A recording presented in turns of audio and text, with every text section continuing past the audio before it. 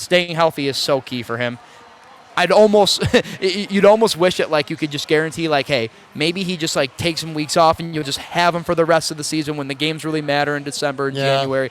But you're just seeing a guy who still has some juice in the tank, and he's told us that, and he's a premier edge rusher who's playing like it.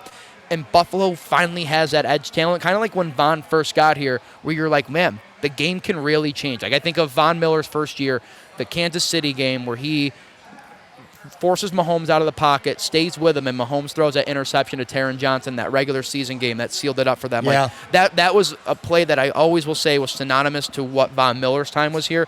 Joey Bosa had two very good plays yesterday that I don't think are on that scale. Obviously, what Von did in that game, that circumstance is way different. But that you're starting to see, like, man, this guy, if he can stay healthy, keep playing that way, he's going to have signature marks on this defense. You know, I don't want to take anything away from Von Miller, or at least I should say I want to be fair to him, because when he first got here, before the ACL tear, he was a beast. He was headed towards an absolute Pro Bowl season, maybe All-Pro consideration. He was great. And then he got hurt. Yeah. And then he wasn't the same player. So, again, with being fair to him, and it's only 2 games, but right now, the upgrade that you see from Joey Bosa as compared to the version of Von Miller that we saw post-ACL injury is just crazy to me. And I will say one other thing, too, about Joey Bosa.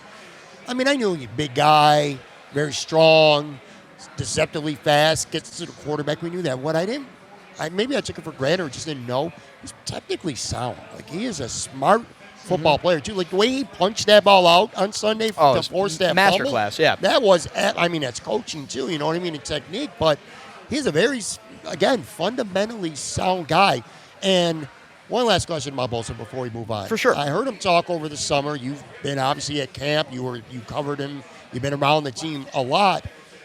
He talks about, it just seems like he genuinely enjoys being here. It feels like to me, like a lot of times we'll hear players talk, I'd love to be here, I'm glad to be here. And you kind of see do that a little bit. They're like, well, they're here because they're here. I got the feeling, the vibes that he genuinely means it. Like he likes being here in Buffalo. He likes his city. He likes his teammates.